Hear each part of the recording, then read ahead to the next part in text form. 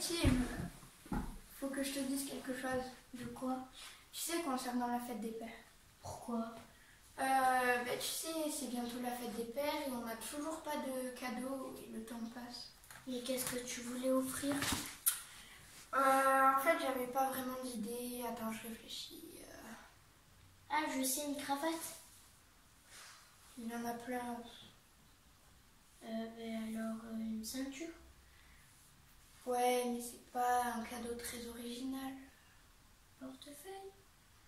Le problème du portefeuille, c'est qu'on lui a offert l'année dernière et que le sien, du coup, il est tout neuf. Oh, tout ce que je te dis ne te va pas. Bon, ça va, je vais faire un effort. Attends, je réfléchis. Je suis sûre que je vais trouver. Ah, ça y est, j'ai une idée. Là, on va être d'accord, c'est sûr à 100%. Pourquoi pas une place au Vélodrome? Ah ouais, trop bien. Voilà, on lui prend une place juste devant. Au moins, on voit bien les joueurs, on voit bien le match. C'est bien, non? Oui, mais en vrai, c'est plus pour nous que pour lui. Ouais, c'est bon. Après, ouais. Après, tu veux qu'on lui offre quoi? Un nounours en peluche, peut-être? Pourquoi pas? Ou un téléphone, peut-être? Mais il a le sien et il peut le garder encore longtemps. Ouais, là, c'est bon. Moi, je démissionne. À quoi ça sert, là? Un, on se mettra jamais d'accord. Deux, il a déjà tout. Et en plus, trois, il n'y a rien qui est vraiment original comme cadeau. Je sais pas. Oui, c'est vrai, moi aussi je démissionne. On est arrivé comme on est ressorti. Sans cadeau. Sans cadeau. Bon, tant pis. Hello! Coucou Eloé, coucou Timéo, coucou aussi à tous les enfants du club. Alors aujourd'hui c'est le numéro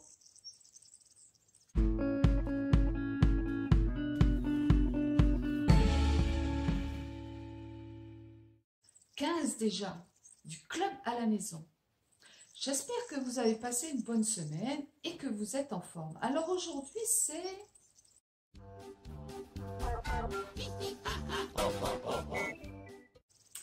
la fête des pères.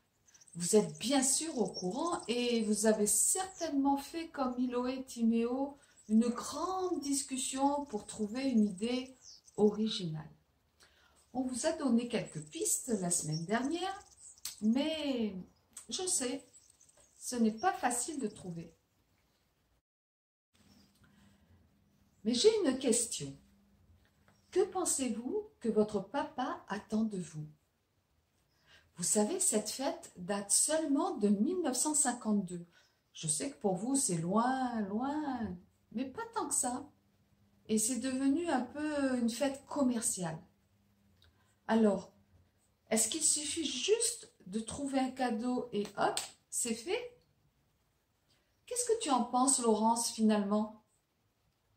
Je pense que n'importe quel cadeau ferait plaisir à un papa. Mais ce qu'il attend de moi, c'est quand même beaucoup plus. C'est que je puisse lui dire que je l'aime, qu'il a de l'importance pour moi, que je pense à lui et surtout que je le lui montre.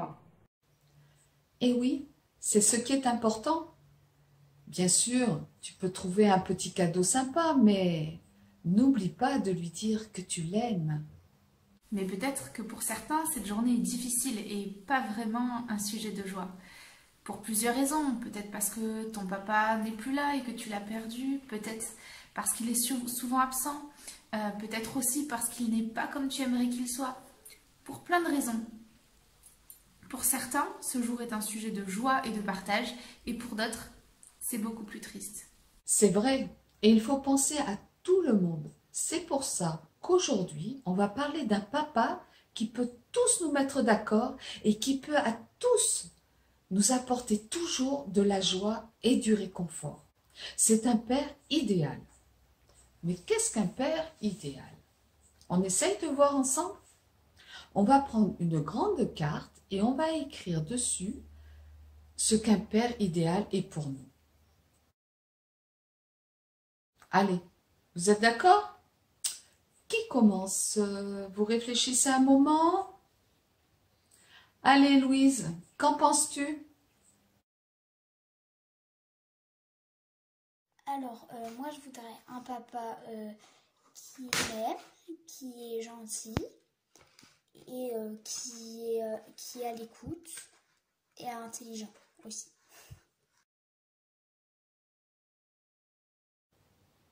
Et toi, Pablo? Pour moi, les qualités, c'est être cool, être modeste et être à l'écoute. Allez, c'est à ton tour, Iloé. Un papa qui m'aime, qui prend soin de moi, qui est à l'écoute, qui est doux, qui est calme, patient et qui s'occupe de moi, voilà.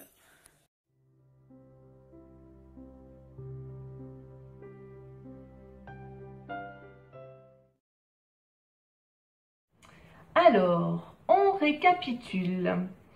J'ai l'impression que à l'écoute revient souvent, aussi qui m'aime, prend soin de moi, et personnellement, en fait, je mettrai en premier qui m'aime, oui, qui prend soin de moi et me protège. Je rajouterai présent, accessible, qui partage mes rêves, qui m'aide à grandir et surtout qui m'aide à faire de bons choix. Oui, ce sont des qualités de père essentielles. Et il y en a bien d'autres. Patient, juste, fidèle. Oh là là, tous les papas doivent s'arracher les cheveux. Peut-être que notre papa terrestre a la plupart de ces qualités, ou seulement quelques-unes. Mais vous savez, écoutez, il est imparfait. Comme moi je suis imparfaite et comme toi tu es imparfait. Hey, je me souviens de quelque chose d'important. Dieu nous dit dans sa parole, dans les Éphésiens chapitre 6, verset 2, honore, c'est-à-dire aime, respecte, comme quelque chose de valeur, quelque chose de grand prix, ton père et ta mère. C'est le premier commandement avec une promesse, et ceci afin que tu sois heureux et que tu vives longtemps sur la terre. Donc ça veut dire que même si nos papas sont imparfaits, on doit les aimer, les respecter, prendre soin d'eux. Et Dieu promet que cela nous rendra heureux. Merci Sarah de nous l'avoir rappelé. Exact. Mais j'ai aussi une autre bonne nouvelle pour vous. Oui, laquelle? Annick, je sais qui est ce père idéal dont on parle. Il existe pour de vrai. Nous avons un père qui répond à tous ces critères parfaitement. Oui, oui. Bon, vous avez deviné, il s'agit de notre Père dans le ciel, notre Père céleste. Alors vous le savez, Dieu, c'est en fait 3 personnes en une. On l'avait déjà vu ensemble. Le Père, le Fils, le Saint-Esprit. Alors, à Pâques, nous avons parlé de Jésus. À la Pentecôte, nous avons parlé du Saint-Esprit. Eh bien, aujourd'hui, nous allons parler du Père. Pourquoi, à votre avis, peut-il être notre Père? Parce qu'il nous a créés, il nous a fabriqués, il nous a façonnés. Il sait de quoi nous sommes faits et il connaît tous nos besoins. Allez, pour bien comprendre quel est ce Père, on va relire cette histoire que vous connaissez certainement et que vous allez reconnaître. Écoutez bien, parce qu'après je vais vous poser des questions. Jésus raconte une nouvelle parabole à la foule venue l'écouter.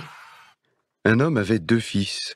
Le plus jeune dit à son père, « Père, donne-moi ma part d'héritage. » Le père partage alors ses biens entre ses 2 fils. Peu de jours après, le plus jeune rassemble tout ce qu'il a et part pour un pays lointain où il dépense toute sa fortune en menant une vie de désordre. Il a tout dépensé quand une grande famine touche le pays et il commence à se trouver dans le besoin. Il trouve un emploi auprès d'un habitant du pays qu'il envoie dans ses champs garder les porcs. Il voudrait bien se remplir le ventre avec les gousses que mangent les porcs, mais personne ne lui donne rien. Alors il réfléchit et se dit « Combien d'ouvriers de mon père ont du pain en abondance et moi, ici, je meurs de faim. Je me lèverai, j'irai vers mon père et lui dirai « Père, j'ai péché contre le ciel et envers toi. Je ne suis plus digne d'être appelé ton fils. Traite-moi comme l'un de tes ouvriers. » Il se lève et s'en va vers son père. Alors qu'il est encore loin, son père l'aperçoit. Saisi de compassion, il se jette à son cou et le couvre de baisers. « Père, j'ai péché contre le ciel et envers toi. Je ne suis plus digne d'être appelé ton fils. » Mais le père dit à ses serviteurs « Vite, apportez le plus beau vêtement pour l'habiller, mettez-lui une bague au doigt et des sandales aux pieds. Allez chercher le veau gras, tuez-le, mangeons et faisons la fête. Car mon fils que voilà était mort, et il est revenu à la vie. Il était perdu, et il est retrouvé. » Et il commence à faire la fête. Or, le fils aîné était au champ. Quand il revient à la maison, il entend la musique et les danses. Appelant une des servantes, il lui demande ce qui se passe. Celle-ci répond « Ton frère est arrivé, et ton père a tué le veau gras, parce qu'il a retrouvé ton frère en bonne santé. » Alors le fils aîné se met en colère et refuse d'entrer. Quand son père vient le supplier de les rejoindre, il lui dit « Il y a tant d'années que je suis à ton service, sans t'avoir jamais désobéi, et jamais tu ne m'as donné un chevreau pour faire la fête avec mes amis.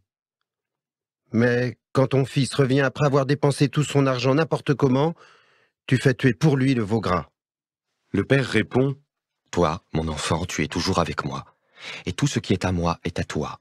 Il faut faire la fête et se réjouir, car ton frère que voilà était mort, et il est revenu à la vie. Il était perdu, et il est retrouvé. » Alors dans cette histoire, on parle souvent du fils, mais aujourd'hui, nous, on va s'intéresser au père. Qui est-il? Comment agit-il? Que fait-il? Petit questionnaire. Si vous avez bien écouté, vous allez pouvoir répondre. Alors, est-ce que ce père, est-ce que ce papa oblige son fils à rester? Non, il le laisse libre. Est-ce que ce papa se met en colère? Non, il reste paisible. Est-ce qu'il oublie son fils? Non, il l'attend et il surveille le chemin. Est-ce qu'il le laisse venir s'excuser? Est-ce qu'il l'accable de reproches? Il le prend dans ses bras et lui montre tout son amour. Est-ce qu'il le met au rang inférieur? Il lui redonne sa place auprès de lui. Comme il a tout dépensé, est-ce qu'il le prive de tout? Il lui donne une fête, il lui donne des vêtements neufs. Est-il amer? Il est plein de joie. Le père de cette histoire a toutes les qualités qu'on a écrites tout à l'heure sur notre carte. Et il est l'image du Père qu'on a dans le ciel, Dieu le Père, qui nous laisse libres de le choisir, de vivre avec lui, qui nous attend pour nous donner son pardon, pour nous prendre dans ses bras, pour se réjouir avec nous. Et ce Père, il est parfait parce qu'il est Dieu. Et pourquoi veut-il être ce Père rempli d'amour envers nous? Est-ce que tu te souviens d'un chant chanté par Linda et Anthony la semaine dernière? Ça faisait « Qui suis-je pour que le roi des cieux m'ouvre ses bras ?» Si tu ne te souviens pas, tu peux peut-être le réécouter. Mais en tout cas, souviens-toi, nous sommes ses enfants et tu es un enfant de Dieu. Dieu nous appelle dans sa parole ses fils et ses filles. Maintenant, la Bible dit aussi que cette relation ne peut être possible qu'au travers de Jésus.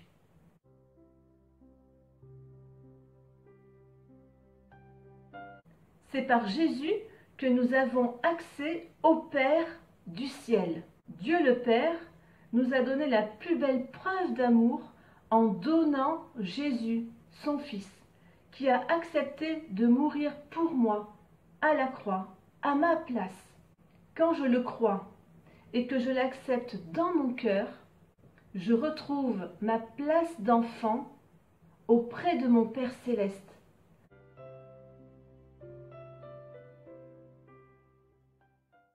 Un peu comme ce fils dans l'histoire que l'on vient de raconter, qui retrouve sa place dans la maison du Père. Il peut m'apporter tout ce dont j'ai besoin. Il peut jouer ce rôle de papa parfait auprès de moi, mais aussi auprès de toi. Oui, c'est vrai. Et dans toute situation, tu peux te confier à lui. Il ne t'abandonnera jamais. Il est fidèle. Tout ce que la Bible dit de lui est vrai. Il est parfait, il est juste, il est amour, il est bon. Toi et moi, peut-être qu'on le décevra. Mais ce qui est sûr, c'est que lui ne nous décevra jamais. Parfois, c'est vrai qu'il doit nous corriger, mais il le fait toujours avec amour. Alors, n'attends plus. Confie-toi en ce Père aimant, qui n'attend qu'une seule chose, c'est que tu viennes à lui. Tu es son fils. Tu es sa fille. Et ce ne sont pas simplement des mots, c'est la réalité. Quelle merveilleuse nouvelle! Et pour bien se rappeler de tout ce qu'on a vu aujourd'hui, on va récapituler un petit peu. Premièrement, on a vu que c'est important de témoigner de notre reconnaissance, de notre amour à notre papa, avec ou sans cadeau.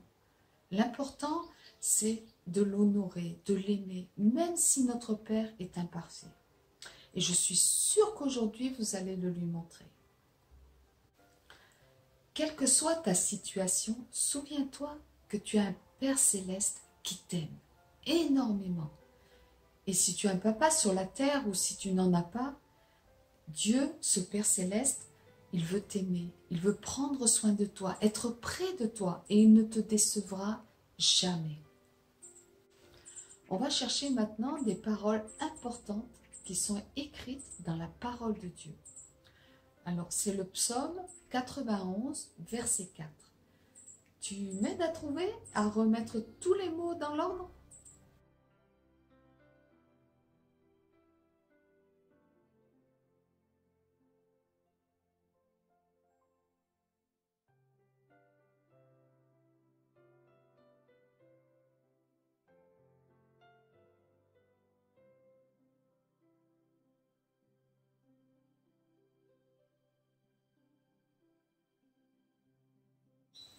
Comme cet oiseau qui abrite ses petits, Dieu le Père veut aussi t'abriter sous ses ailes, te prendre avec lui, pour t'aider, pour t'encourager, pour être avec toi, prendre soin de toi, t'écouter.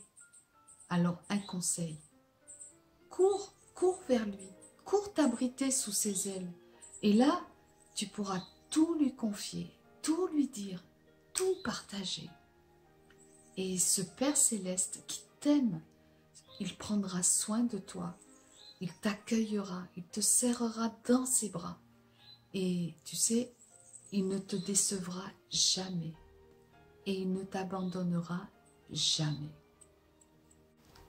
Avant de terminer, je crois que toi et moi, on peut aussi honorer notre Père du ciel, être reconnaissant de tout ce qu'il est pour nous et lui dire qu'on l'aime. Alors tu peux lui dire merci, tu peux aussi apporter ta louange comme tu as pu le voir la semaine dernière, par un chant que tu apprécies, que tu aimes. Et maintenant, j'aimerais bien que tous ensemble, on puisse lui dire 1, 2, 3, un grand merci Seigneur. Avec toute l'équipe, on vous souhaite un bon dimanche et on vous dit à la semaine prochaine.